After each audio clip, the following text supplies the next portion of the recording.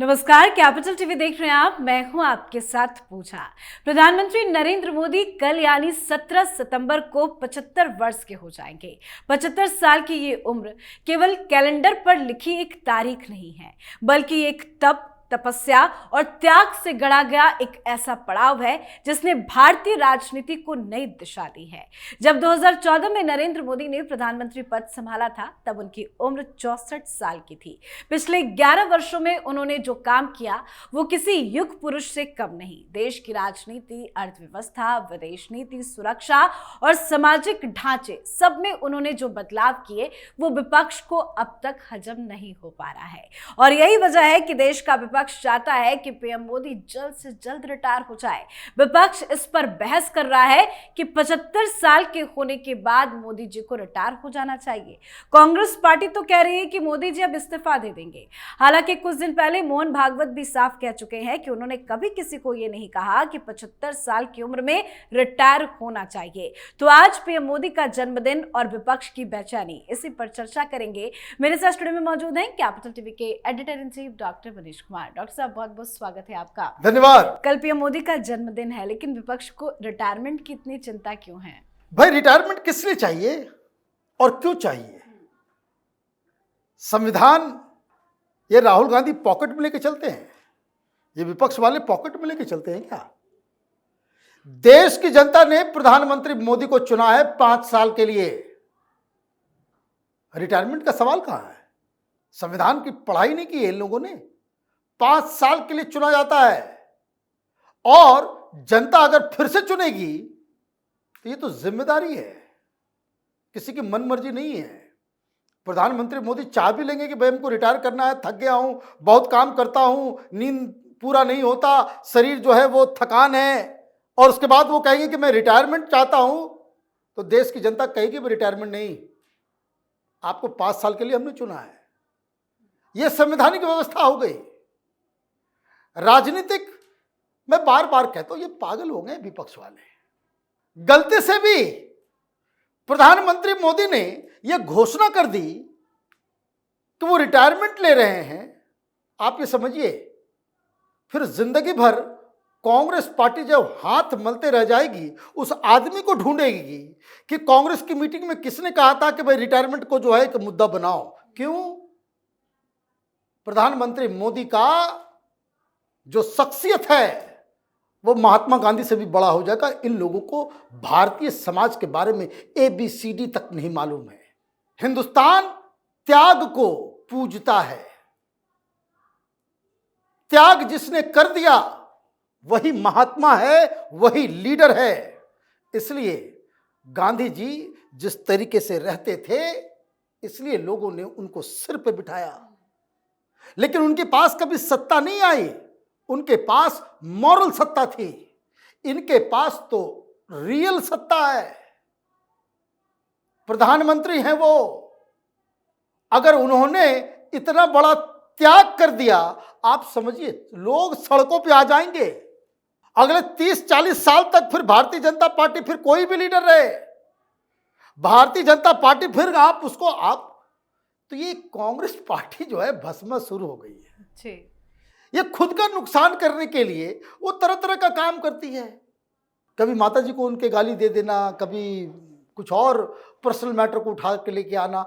आप इतना ज्यादा प्रधानमंत्री मोदी के घृणा में ग्रसित हो गए हैं, क्या आपको किसी तरीके से लगता है अच्छा ये कुछ कर दो, अच्छा नहीं ये नहीं, इससे गाली दी जा सकती, कर दो, ये मीम बना दो, ये गालियां दे दो। कोई चाय वाला कह देता है, कोई चोर कह रहे राहुल गांधी।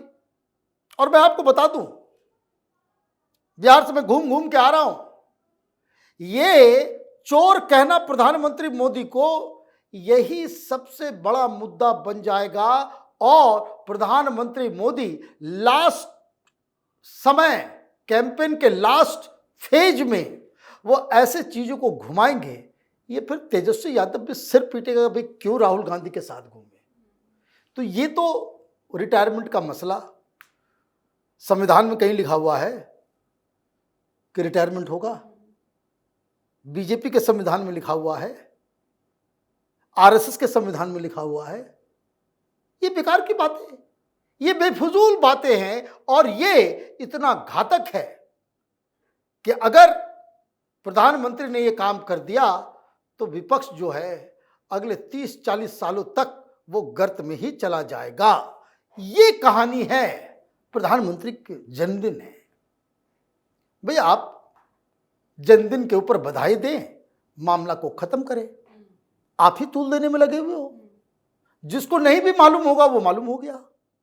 अब सारे टेलीविजन पे डिबेट है, भाई रिटायरमेंट होगा कि नहीं होगा। आपने क्या किया? जो काम बीजेपी को करना चाहिए वो आप ऐसा मुद्दा उठा देते हो कि प्रधानमंत्री मोदी की चर्चा हर घर में होने लगती है। कांग्रेस पार्टी की तरफ से उदित राज हैं, वो कह रहे हैं कि अब तो मोदी जी इस्तीफा दे देंगे क्योंकि वो 75 के हो रहे हैं। हमको तो लगता है कि उदित राज जो है वो भारतीय जनता पार्टी के द्वारा भेजे गए व्यक्ति हैं, जो कांग्रेस पार्टी के अंदर रोज कुछ न कुछ ऐसी बातें कह देते हैं कि भारतीय जनता पार्टी को उससे फायदा ही फायदा होता है, उसे फायदा ही फायदा। हमने आज तक नहीं देखा कि एक रीजन कोई आर्गुमेंट उदित राज साहब की तरफ से दिया गया हो। वो पहले बीजेपी में ही थे, बीजेपी के सांसद थे दिल्ली से, अब वो आजकल कांग्रेस पार्टी के मेन प्रवक्ता बन गए हैं। ये कांग्रेस पार्टी को भी सोचना चाहिए। भाई राहुल गांधी गुजरात जाते हैं, वो कहते हैं कि हमारी पार्टी में 30% जो है वो बीजेपी के एजेंट घुसे हुए हैं। भाई आपको तो पहचानना पड़ेगा दिल्ली में भी आपके कांग्रेस दफ्तर के अंदर कौन कौन से एजेंट बैठे हुए हैं। तो ये कोरा बकवास, ये बेकार का डिबेट है। और ये बात आप समझिए, प्रधानमंत्री मोदी का रिटायरमेंट इसलिए भी जरूरी नहीं है क्योंकि प्रधानमंत्री मोदी की जरूरत इस वक्त इस देश को है। चाहे वो इंटरनेशनल रिलेशन हो, चाहे वो डोमेस्टिक जो प्रॉब्लम्स हो, आपको एक लीडर चाहिए। विपक्ष क्या चाह रहा है? विपक्ष हिंदुस्तान को 90s के उस अनसर्टेन, वो बिल्कुल ही अनस्टेबल गवर्नमेंट का जो फेज 90s का था, वो विपक्ष उधर लेकर के जाना चाह रहा है। मिली जुली सरकार, 10 साल में 5-5 प्रधानमंत्री बदल गए, 6 इनफैक्ट। 1990 में आप देखिए बीपी सिंह, चंद्रशेखर, नरसिम्हा राव, आके गुजराल, फिर देवगौड़ा, अटल बिहारी वाजपेयी, ये तो 6 प्रधानमंत्री 10 साल के। नेपाल बनाना है आपको? तो प्रधानमंत्री मोदी हिंदुस्तान में एक अकाउंटेबल, एक ट्रांसपेरेंट, अनकरप्ट, डिलीवर करने वाला एक सरकार वो दे रहे हैं। और पूरी दुनिया में भारत, अभी देखिए क्या हो रहा है, मोदी की जगह कोई दूसरा प्रधानमंत्री होता, डोनाल्ड ट्रंप के सामने लेट गया होता, हालत खराब हो गई होती। मनमोहन सिंह 2 बार उन्होंने इस्तीफा देने की धमकी दे दी कि हमसे अब नहीं होगा, हम इस्तीफा देंगे। क्यों?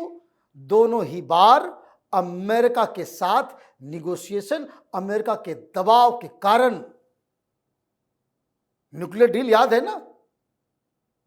देखिए उनकी किताब, वो एक्सीडेंटल प्राइम मिनिस्टर, जो उनके मीडिया सलाहकार ने लिखा, उसमें लिखा 2 बार उन्होंने इस्तीफा देने की बात कही, दोनों बार अमेरिकन दबाव, आप दब जाते थे।